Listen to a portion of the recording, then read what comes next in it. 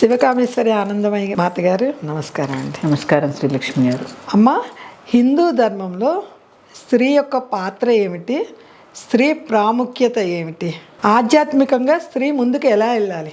మన హిందూ ధర్మమే మన సనాతన ధర్మం. ఎందుకంటే హిందూ ధర్మంలో స్త్రీ యొక్క పాత్ర అదితి కశ్యప నుంచి మొదలైంది. అంటే కశ్యప ప్రజాపతి యొక్క భార్య పేరు అదితి.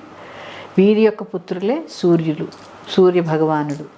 సృష్టికి మూలం ఆయన ఉద్భవించిన తర్వాతే సృష్టి మొదలై ఉంటుంది కదా. అంటే ఎక్కడ మొదలైందో చూడండి స్త్రీ పాత్ర. చెప్పండి. జగన్మాత అంటే ఎవరు? స్త్రీ.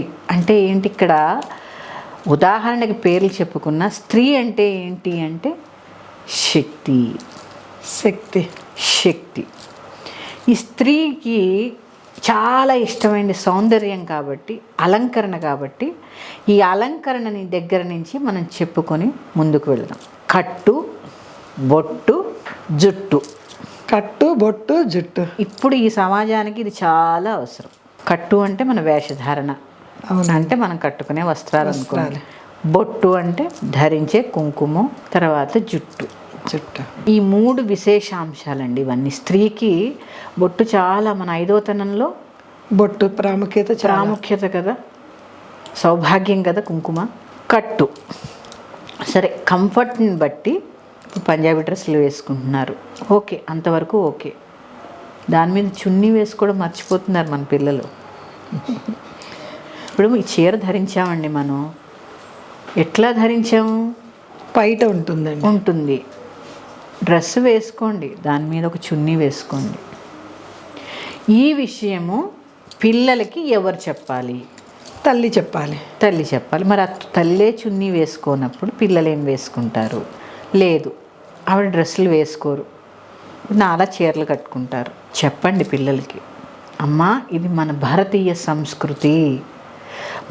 మనం భారతదేశంలో పుట్టినప్పుడు మన సంస్కృతిని, మన సనాతన ధర్మాన్ని పాటించవలసిన బాధ్యత నీకు ఉంది అని తల్లి పిల్లలకి ఖచ్చితంగా చెప్పాలి. ప్రథమ గురువు కదండి.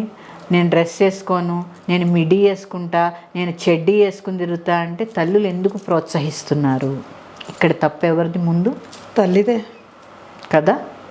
సరే, మీరు వేసుకోరు ఒక తల్లిగా, సరే మనం మన వయసును బట్టో ఏదో వివాహం అయిపోయో కొన్ని మానేస్తారు, వేసుకోరు. మరి మీ పిల్లలు వేసుకుంటే, భగవద్గీతలో ఏం చెప్పారు తెలుసా అండి? కృష్ణ భగవానుడు, కష్టమైన మంచిది కాకపోయినా నీ ధర్మాన్నే నువ్వు పాటించు, పరధర్మం ఎంత అందంగా ఉన్నా దాన్ని అనుసరించుకు అని. స్వధర్మమే కదండి, స్వధర్మాన్నే పాటించమని చెప్పారు. మరి స్వధర్మాన్ని పాటించాలి అనుకున్నప్పుడు ఈ స్వధర్మంలో వస్త్రధారణ కూడా స్త్రీకి ప్రాముఖ్యత. ఇక్కడ పురుషుల గురించి నేను మాట్లాడట్లేదు, ఎందుకంటే హిందూ ధర్మంలో స్త్రీ యొక్క పాత్ర గురించే మనం మాట్లాడుకుంటున్నామండి. చెప్పినప్పుడు ఈ వస్త్రధారణ అనేది ఎంత ఇంపార్టెంట్, ఎలా ఉండాలో చెప్పేది. ఒక తల్లి బిడ్డకి నేర్పించకపోతే ఈ బిడ్డ రేపు వాళ్ళ పిల్లలకి ఏం చెప్తుంది? అంటే వీళ్ళకి ఆల్రెడీ పొట్టి దుస్తులు వేసుకోవడం అలవాటైపోయి వాళ్ళ పిల్లలకి కూడా ఈ పొట్టి దుస్తులే అలవాటు చేస్తారు. అంటే ఎటుపోతోందండి సమాజం? అసలు మన ధర్మం ఎటుపోతోంది, మన వ్యవస్థ ఎటుపోతోంది? అరే, వాళ్ళు బుర్కా లేనిదే బయటికి రారండి, ఎంత పద్ధతిగా వేసుకుంటారు బుర్కా. మన హిందూ ధర్మంలో స్త్రీలు ఎందుకు మన యొక్క కట్టుబాట్లని, మన యొక్క వస్త్రధారణని పిల్లలకి నేర్పట్లేదు అనేది నా మొదటి ప్రశ్న. ధర్మాన్ని నువ్వు కాపాడితే ఆ ధర్మం నిన్ను కాపాడుతుంది, అవునా? ధర్మో రక్షతి రక్షితః. ధర్మాన్ని రక్షించండి, మీ పిల్లలకి వస్త్రధారణ ఏంటో చెప్పండి. దీని గురించి ఏ తల్లి చెప్పదు. సరే, ఇలా చూసుకున్నా జీన్స్ ప్యాంటు వేసుకుంటున్నారు. ఇప్పుడు ఈ జీన్స్ అనేది వేసుకోవడం వల్ల పిల్లలకి ఫెర్టిలిటీ ఉండట్లేదు. ఆడైనా మగపిల్లలకి ఇప్పుడు వస్తున్న ముందు పర్యవసానం ఏంటి అంటే, వీరు ఈ బిగుతు బట్టలు ధరించడం వలన ఏం జరుగుతోంది? ఫెర్టిలిటీ అనేది తగ్గిపోతుంది. సరే, చున్నీ వేసుకోవద్దు, పంజాబీ డ్రెస్ వేసుకుంటున్నారు, సరే బస్సుల్లో ప్రయాణం చేస్తున్నారు, అది ఓకే. మరి ఈ జీన్స్ వేసుకోవడానికి ఎందుకు? ఇవి బిగుతు బట్టలు వేసుకోవడానికి ఫ్యాషన్ ఎటు దారి తీస్తోందంటే సంతానోత్పత్తి మీద ప్రభావం చూపిస్తోంది. ఇక్కడ నేను 2 విషయాలు మీకు ఎగ్జాంపుల్స్తో సహా చెప్తాను. చెప్పండి అమ్మా. లంగా ఓణి వేసుకుంటాం పిల్లలు, పెళ్లి కాని పిల్లలందరూ లంగా ఓణి అంతా లంగావణిలే కదండి. ఎందుకు వేసుకుంటారో తెలుసా అండి?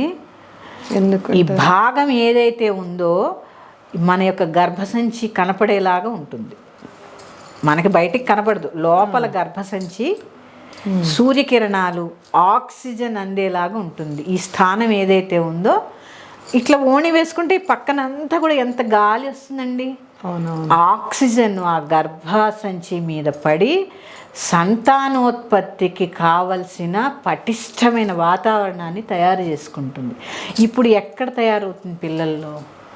అవును కదా. ఇప్పుడు కట్టు అనేది, వస్త్రధారణ అనేది ఎంత ఇంపార్టెంట్ చెప్పండి.